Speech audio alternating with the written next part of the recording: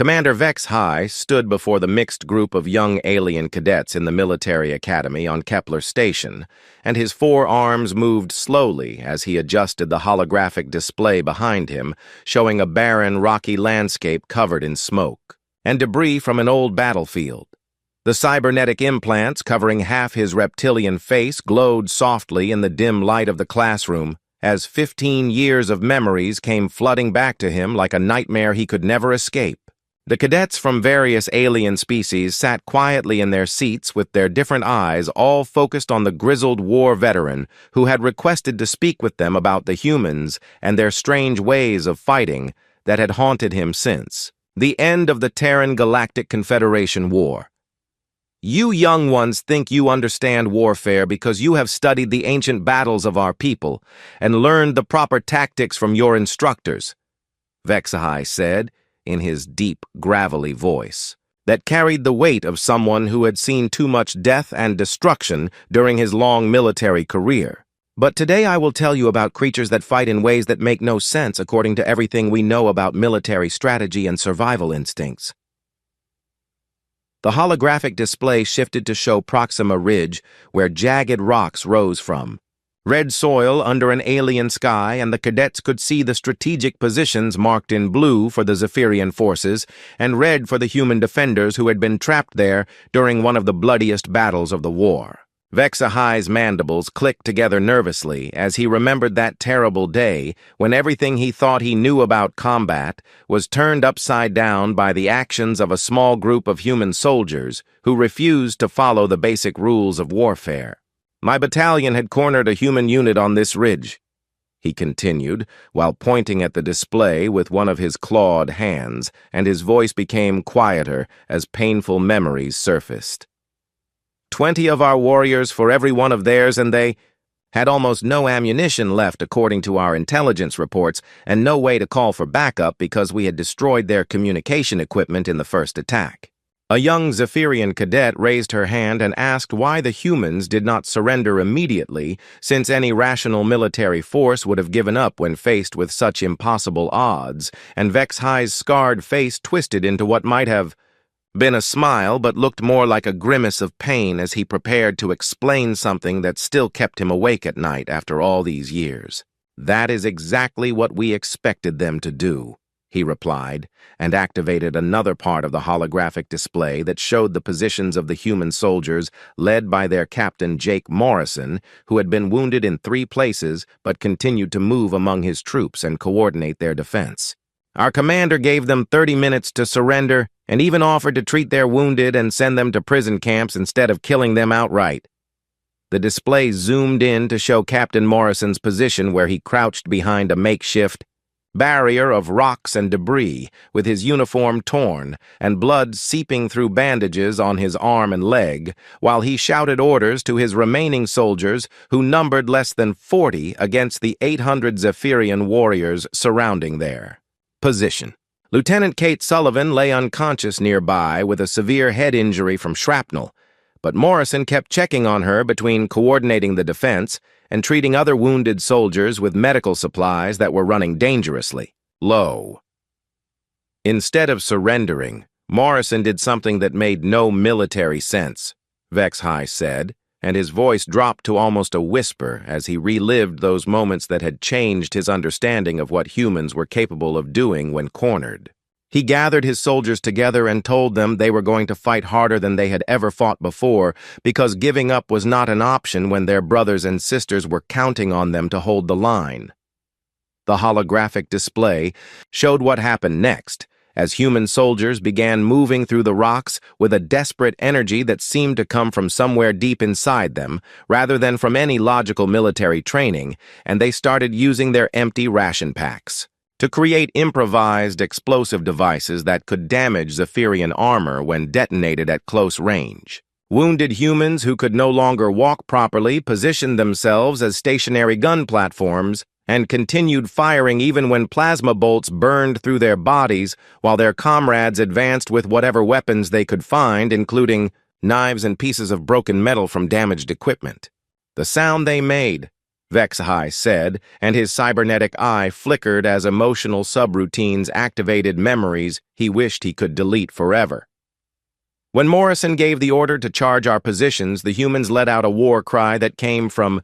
their very souls.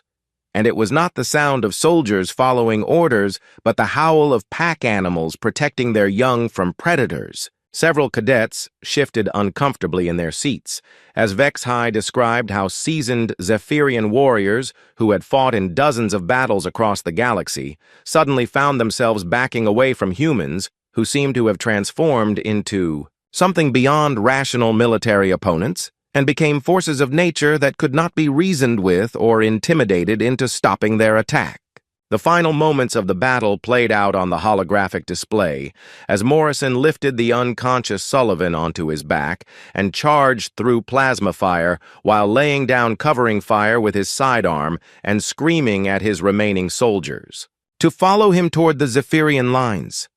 That day, I learned humans do not fight just to win battles, HFY concluded as the display faded to black. They fight to make sure their pack survives, even when survival means certain death.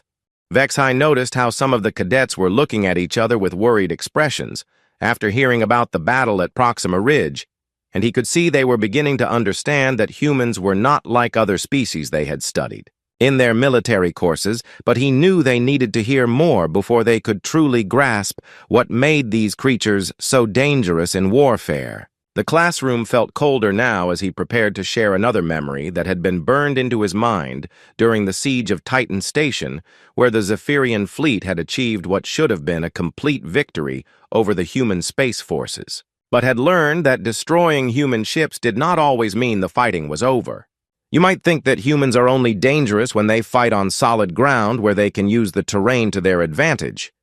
HFY said, while bringing up a new holographic display that showed the black void of space dotted with the burning. Wrecks of human and Zephyrian vessels around a massive space station that orbited one of the outer planets in the Terran system. But their madness extends to naval warfare in ways that will make you question everything you know about space combat and the basic instincts for survival that every intelligent species should possess.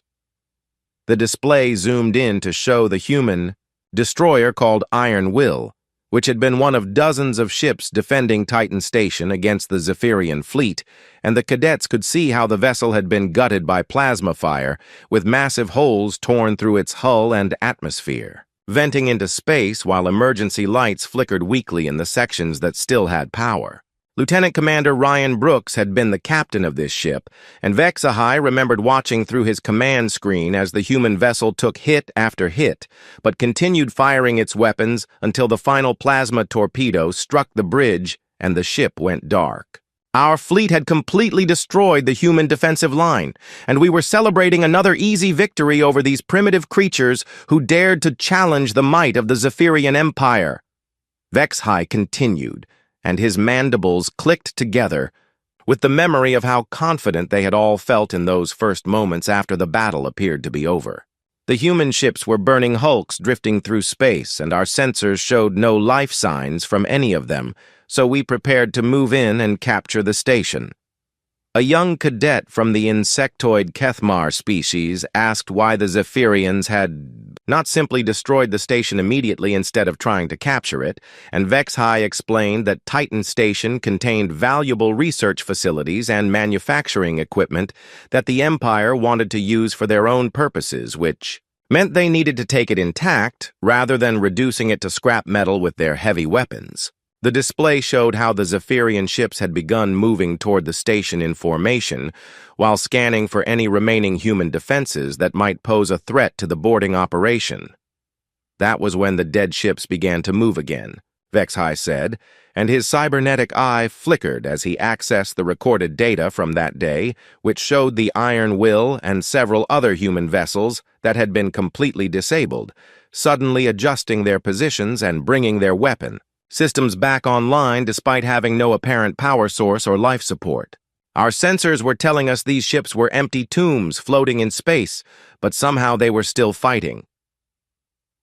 The holographic display replayed the moment when the Iron Will fired its remaining missiles at the Zephyrian flagship while broadcasting a message on all frequencies from Lieutenant Commander Brooks, who was supposed to be dead, according to every scanner reading they had taken of his ship. His voice came through the speakers in the classroom as a recording that HFY had listened to hundreds of times, but still sent chills through his scaled hide when he heard the human officer speaking calmly, despite the fact that his ship was venting atmosphere and radiation that should have killed him within minutes. This is Lieutenant Commander Ryan Brooks of the destroyer Iron Will, and I want you alien bastards to know that you might have killed my ship, but you have not killed my crew's fighting spirit.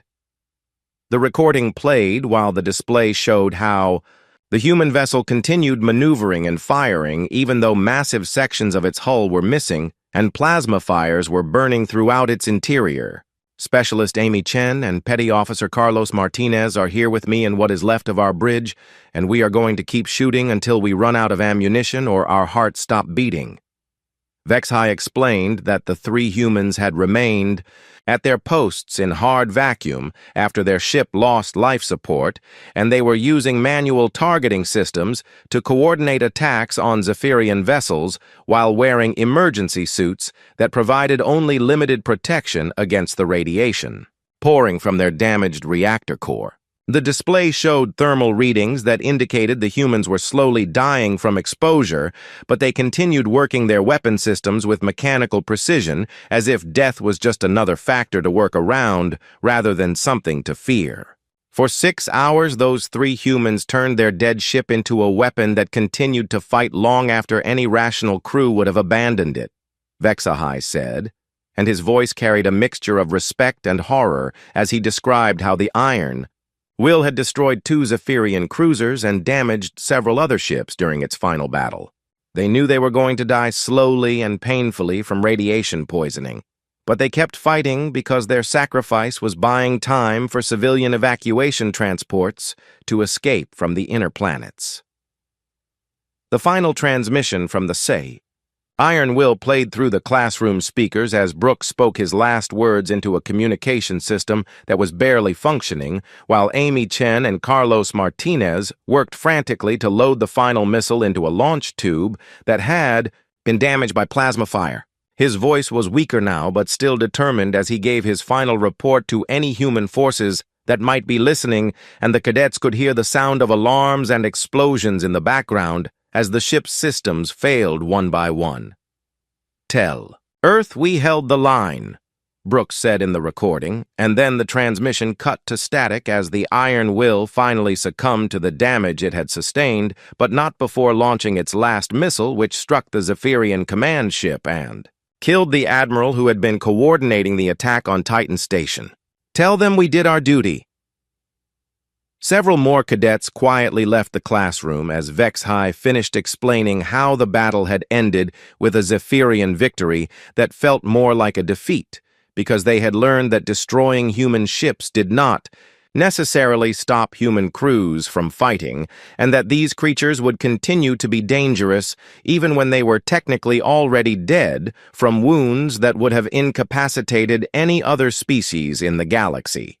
The remaining cadets in the classroom were now looking pale and nervous as they began to understand that their instructors had never taught them how to fight against an enemy that seemed to operate by completely different rules than every other species in the galaxy, and one young Zephyrian cadet raised her hand to ask if human medical personnel were at least less dangerous than their combat soldiers, since every civilized military force treated healers as non-combatants who should be protected rather than targeted during warfare. HFY's mandibles clicked together in what might have been laughter, but sounded more like the warning rattle of a venomous snake as he prepared to destroy yet another assumption about how wars were supposed to be fought, and he activated a new holographic display that showed the ruins of New Geneva where urban combat had raged for weeks between Zephyrian forces and human defenders. You think medical personnel are safe because they follow some ancient code about not harming healers during battle?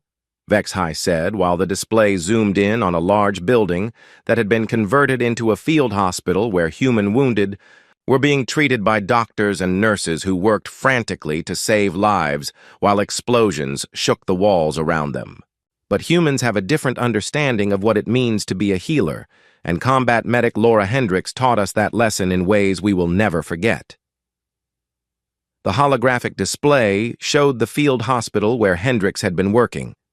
For 3 days without sleep, to treat the constant stream of wounded soldiers who were brought in from the fighting in the streets, and her uniform was stained with blood from dozens of patients, while her face showed the exhaustion of someone who had pushed herself far beyond normal human limits. The Zephyrian forces had been following their standard protocol of avoiding attacks on medical facilities because their military doctrine stated that healers were sacred and should not be harmed even during the most brutal conflicts. But they were about to learn that human medics did not see themselves as separate from the war. We had surrounded the hospital and cut off all supply lines, thinking that the medical staff would eventually surrender when they ran out of medicine and equipment,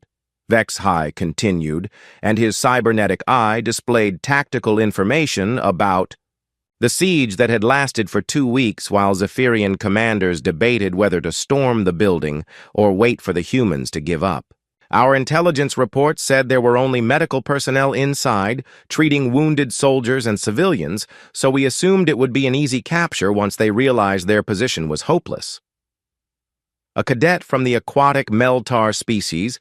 asked why the Zephyrians had not simply bypassed the hospital and continued their advance through the city, since medical facilities were not supposed to be military targets, and Vex High explained that the building was located at a critical intersection that controlled access to 3 major roads, which meant that any force trying to move through that area would be vulnerable to attack from the hospital's elevated position. The display showed how the human medics had been using the hospital's communication equipment to coordinate artillery strikes on Zephyrian positions while simultaneously treating wounded soldiers in the basement operating rooms. That was when we learned that Laura Hendricks was not just a healer but a warrior who happened to be skilled in medicine, Vex High said, and the display replayed security footage from inside the hospital that showed the human medic performing surgery on a severely wounded sergeant named Tony Williams, while plasma bolts from Zephyrian weapons shattered windows and sent debris flying through the operating room. She had one hand inside the soldier's chest cavity repairing damaged organs, while her other hand held a pulse rifle that she was using to return fire at our advance teams. The footage showed how Hendricks had rigged the entire hospital with explosive devices that could be detonated remotely if the Zephyrian forces managed to breach the building, and she had trained the other medical staff, including Private Lisa Park, who was barely out of medical school, to operate heavy weapons that had been salvaged from destroyed human vehicles. The young medics worked in shifts with some treating patients while others manned defensive positions, and they had turned the hospital into a fortress that could hold off an entire Zephyrian battalion while continuing to function as a medical facility. The most disturbing thing was watching her work, Vex High said, and his voice carried a mixture of admiration and horror as he described how Hendricks had continued performing complex surgical procedures even while under direct fire from Zephyrian weapons. She would be removing shrapnel from a soldier's brain with microscopic precision, and then without missing a beat, she would grab her weapon and put 3 shots through the helmet of a Zephyrian trooper who was trying to enter through a window. The holographic display showed the final assault on the hospital when Zephyrian forces finally decided to storm the building and found themselves facing a medical staff that had been transformed into a highly effective fighting unit under Hendricks's leadership, and every doctor and nurse was armed with military weapons while continuing to treat patients who were being brought in from the battle raging throughout the hospital corridors. The human medics had studied Zephyrian anatomy during the weeks of siege, and they knew exactly where to aim their shots to cause maximum damage to armored opponents. When we finally breached the main operating room, we found Hendricks still working on a patient while 3 Zephyrian soldiers lay dead around her feet. Vex High continued, and the display showed the final moments of the battle when the human medic had transmitted her last message to any remaining human forces in the city. She looked up at our squad leader and calmly informed him that she had rigged the entire building with enough explosives to level 3 city blocks. The recording of Hendrix's final transmission played through the classroom speakers as she spoke with the same calm professionalism that she might have used when discussing a patient's treatment options, and her voice showed no fear, even though she knew she was about to die along with everyone else in the hospital, including the patients she had spent days trying to save. Her message was brief and to the point as she explained that the Geneva Convention did not apply to alien invaders who threatened human civilians, and that she had taken an oath to do no harm but protecting her patients from hostile aliens was part of that oath. In case you are wondering, the Geneva Convention does not apply to alien invaders, Hendrix said in the recording, while the sound of weapons fire echoed in the background, and she continued working on her patient even as Zephyrian soldiers surrounded her position. I took an oath to first do no harm, but keeping my patients safe from you. Creatures is not harm, it is healing. The explosion that followed destroyed the hospital and killed everyone inside, including 43 Zephyrian soldiers, and HFY explained that it was only later during the medical examination of Hendrix's body that they discovered she had been wounded herself 3 days earlier and had been slowly bleeding to death while continuing to operate on other patients and using combat stimulants to keep herself conscious and functional. The human medic had calculated exactly how long she could continue working before blood loss would make her unable to perform surgery, and she had timed the final battle to occur before she would have collapsed from her injuries.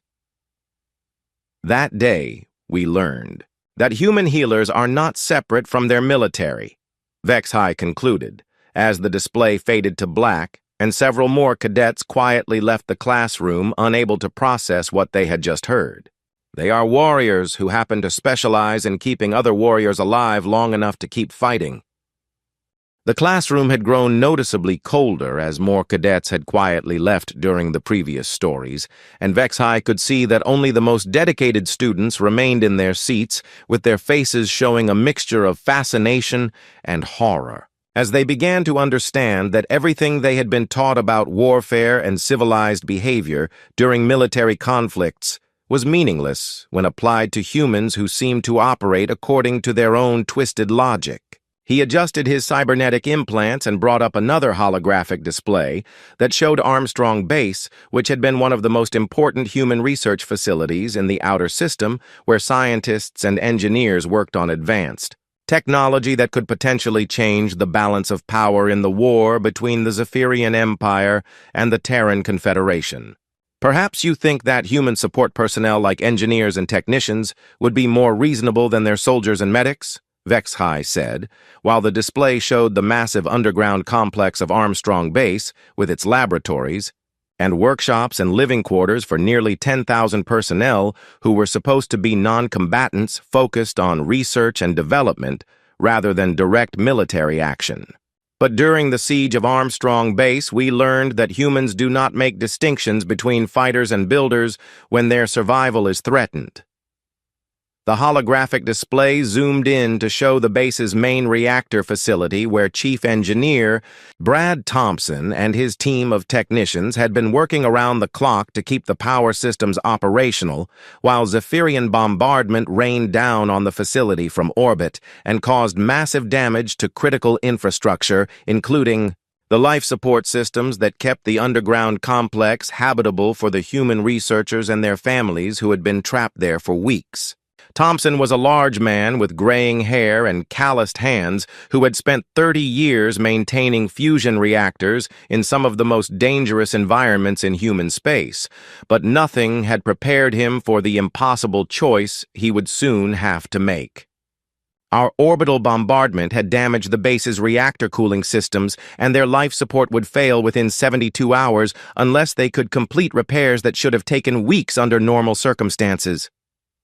HFY continued, and the display showed technical readouts that indicated how the human engineers were facing a problem that had no safe solution according to every engineering manual ever written. The only way to fix the damage was to work inside the reactor core while it was still operational, which meant absorbing lethal doses of radiation that would kill anyone who entered that area.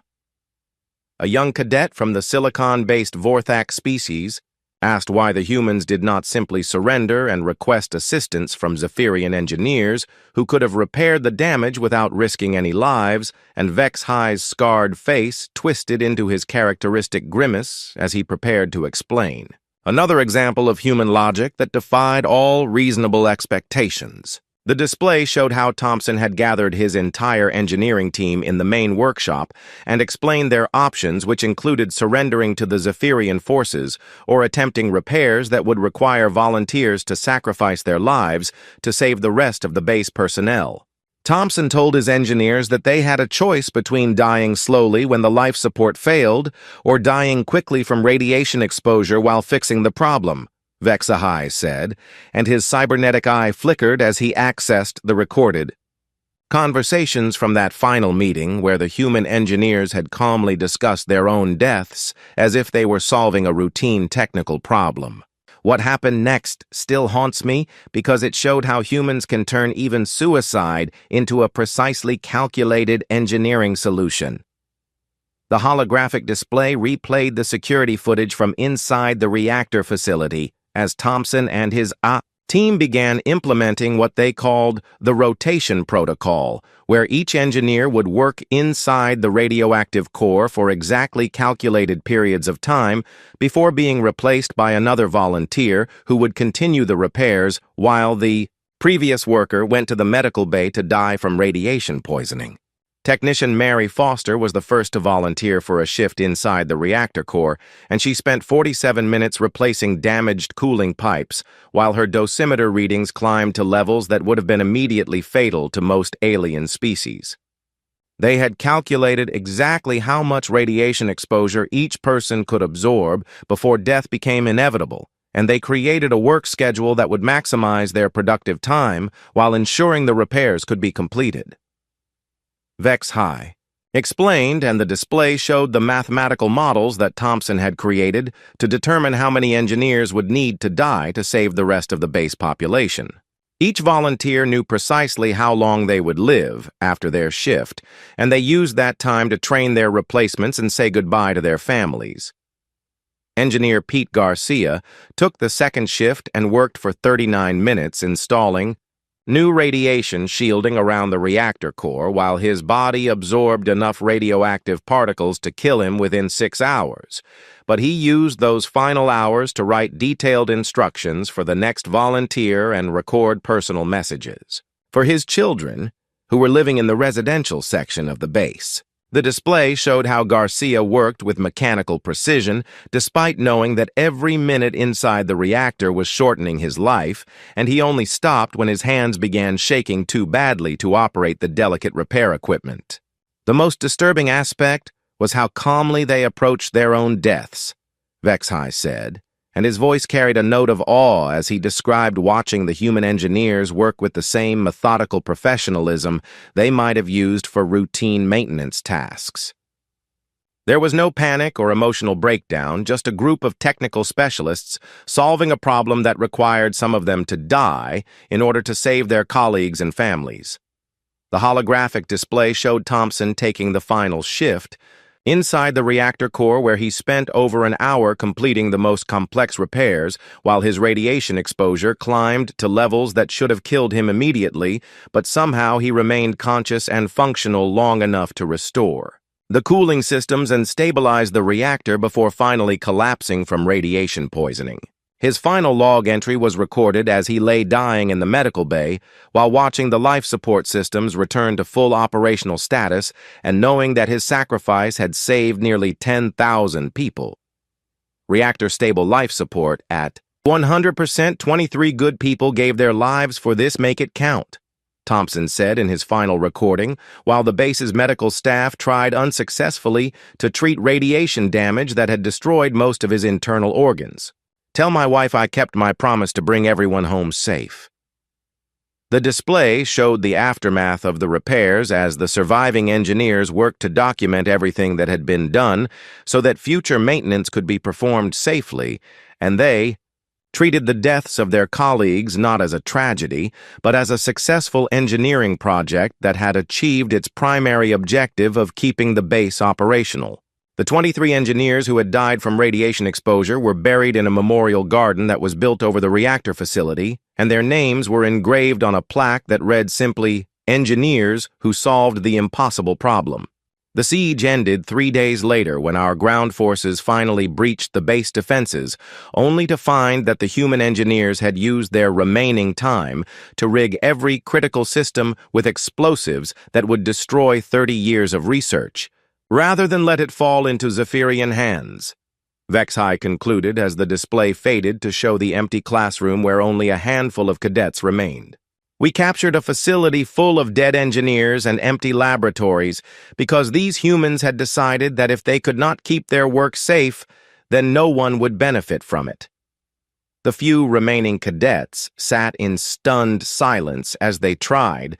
to process the implications of what they had just learned about human engineering personnel who could transform routine maintenance into heroic sacrifice and treat their own deaths as just another variable in a complex technical equation that needed to be solved to protect their families and colleagues from alien invaders. Only 5 cadets remained in the classroom now, and their faces had grown pale as they began to understand that they were learning about an enemy that could not be defeated through conventional military tactics because humans seemed to view death itself as just another weapon to be used against their opponents, and HFY could see the fear growing in their eyes as he prepared to share the most terrifying memory from his long military career.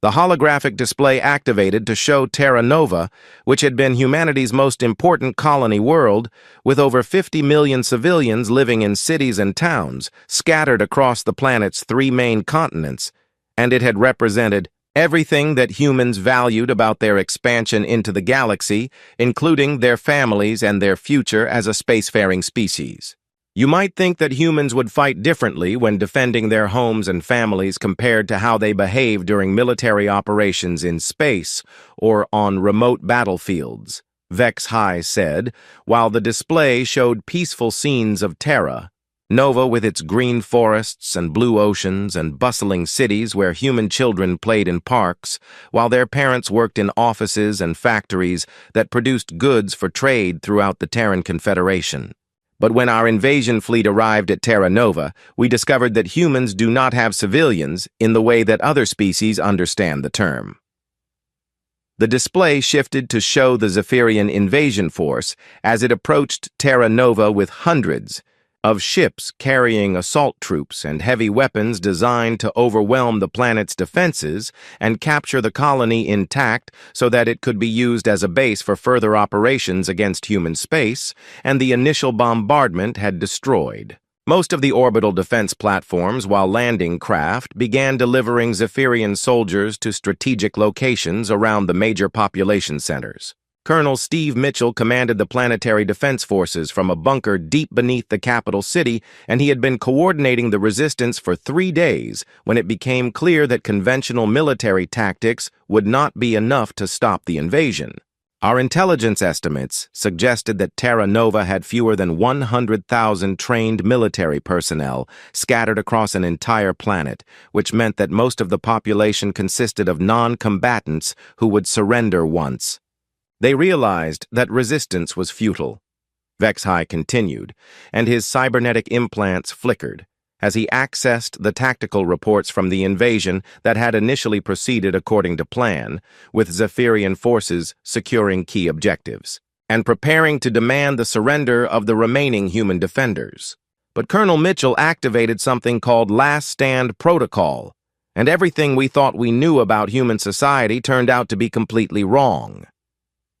A remaining cadet from the energy-based flux-tar species asked what Last Stand Protocol meant, and HFY explained that it was apparently a pre-planned emergency procedure that had been built into every human colony from the very beginning of their expansion into space,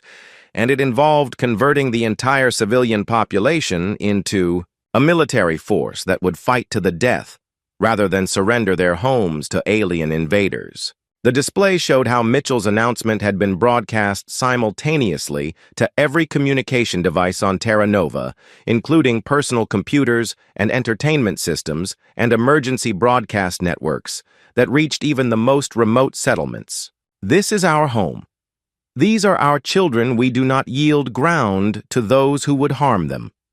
Mitchell said in the recording that HFY had listened to countless times while trying to understand how an entire planet could transform itself into a military unit within hours of receiving the activation order. "If you want Terra Nova, you will have to pry it from our cold, dead hands."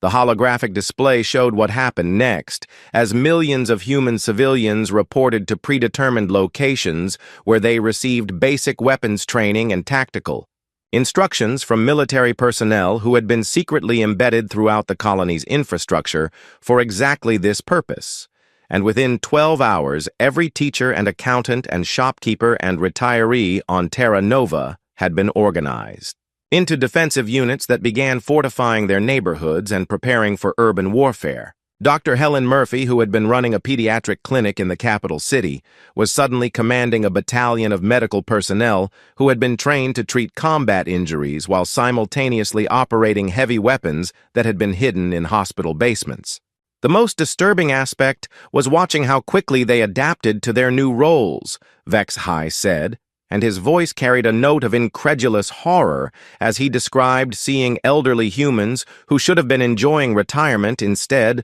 learning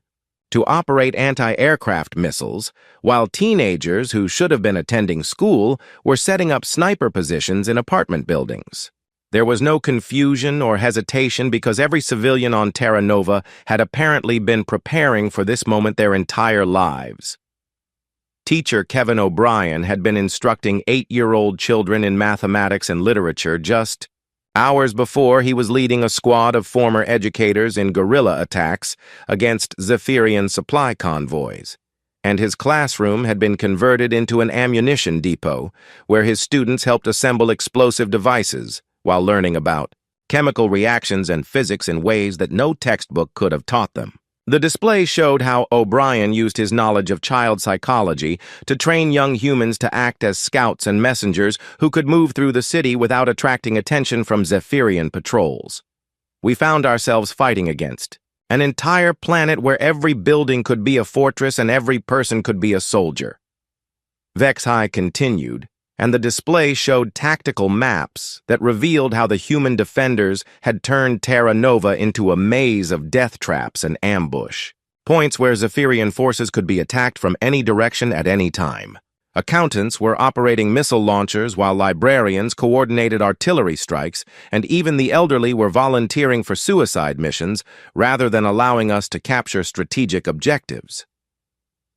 The holographic display replayed footage from the battle for Terra Nova's main spaceport, where a group of retired humans had loaded themselves with explosives and walked directly into a formation of Zephyrian tanks while singing what appeared to be an ancient human war song. And their sacrifice had destroyed enough enemy vehicles to allow younger defenders to retake the facility. The sight of humans who should have been grandparents instead, choosing to die as human bombs, had shaken even the most experienced Zephyrian soldiers who had never encountered an enemy where the distinction between combatants and non-combatants had completely disappeared. The final assault on the capital city lasted for 6 weeks, and every street became a battlefield where we faced enemies who knew the terrain perfectly and fought with the desperation of creatures defending their young, HFY said, and his scarred face showed the emotional toll that the Terra Nova campaign had taken on him even after all these years.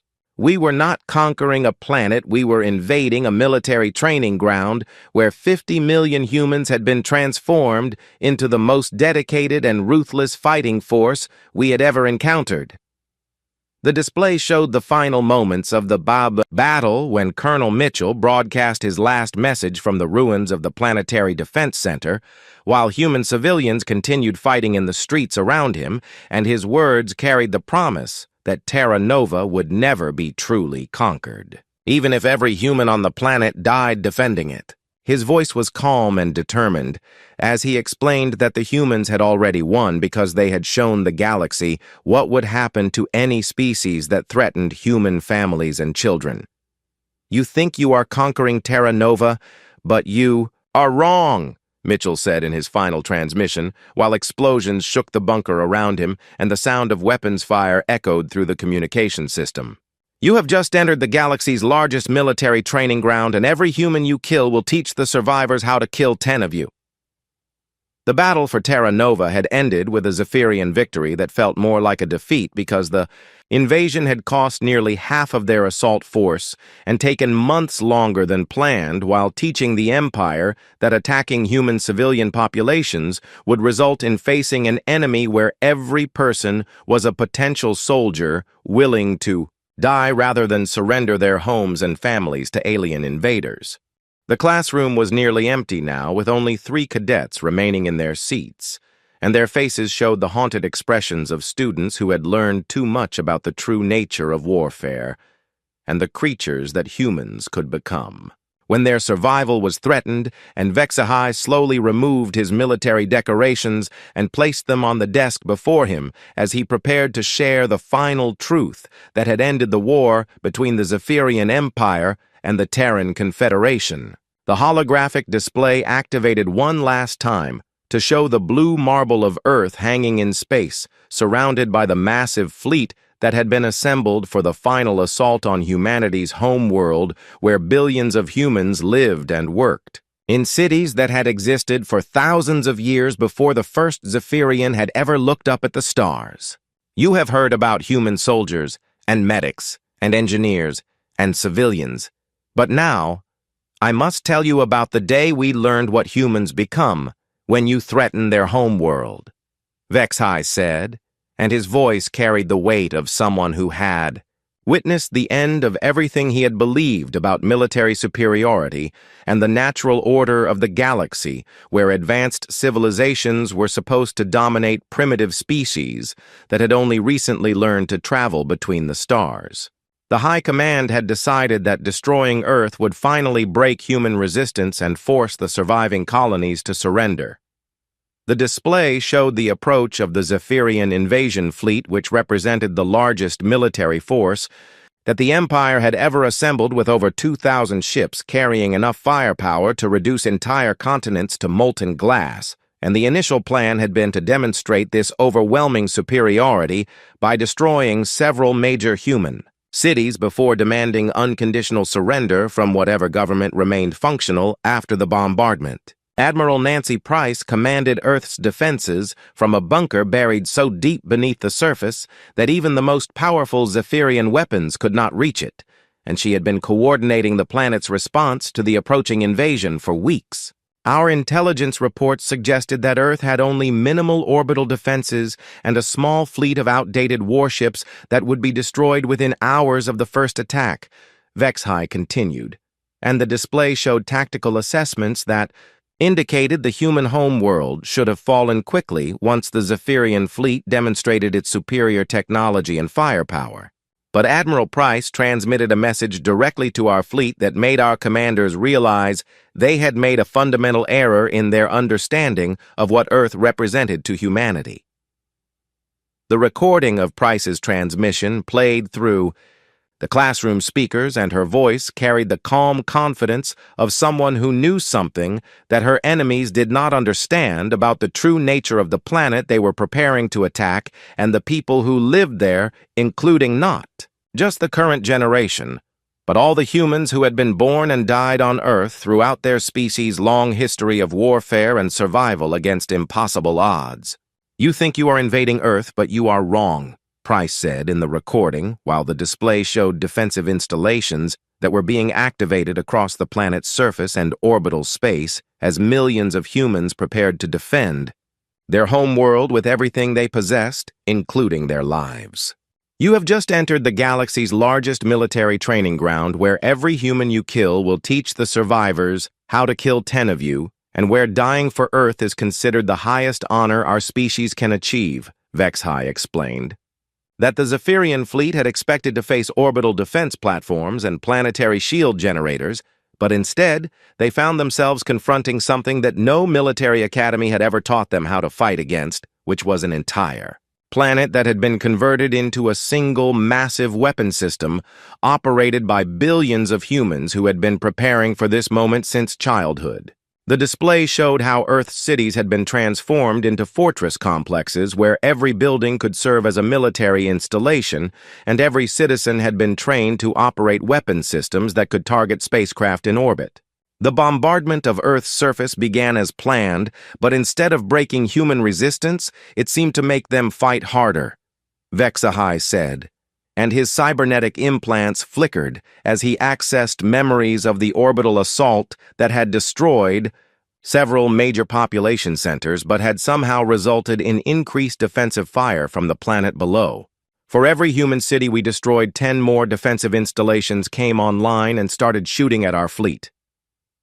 The holographic display showed General Marcus Bell coordinating ground defenses from what remained of the North American military command center, while President Linda Hayes broadcast messages of defiance to human colonies throughout the galaxy, and their words carried the promise that Earth would never surrender even if every human on the planet died fighting the Zephyrian invaders. The planet's entire population had been organized into a resistance network that treated urban warfare as a normal part of daily life, where children learned to operate anti-aircraft weapons while their parents worked in factories that produced ammunition and explosives. The most terrifying moment came when we realized that fighting humans was changing us into something we no longer recognized, HFY said, and his voice dropped to barely above a whisper as he described how the prolonged campaign had transformed Zephyrian soldiers from disciplined military professionals into creatures that committed atrocities against civilian populations in their frustration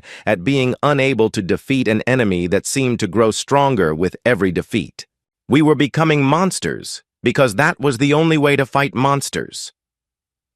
The display showed intercepted human communications from resistance cells operating in the ruins of destroyed cities where survivors had organized themselves into guerrilla units that launched attacks against Zephyrian occupation forces, and their tactics became increasingly brutal as the war continued, with both sides committing acts that violated every principle of civilized warfare. The humans had learned to use the bodies of their own dead as weapons by booby-trapping corpses with explosives that would detonate when Zephyrian soldiers tried to clear the battlefield.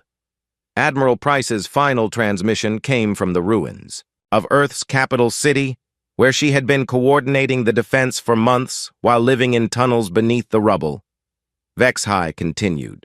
and the display showed the devastated landscape where billions of humans had died,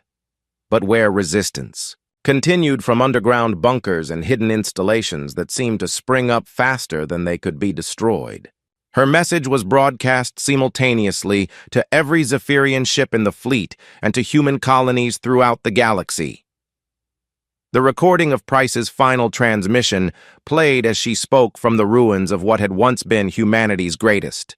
city, while the sound of explosions and weapons fire echoed in the background, and her words carried the promise that Earth's destruction would only mark the beginning of humanity's war against the Zephyrian Empire, rather than its end,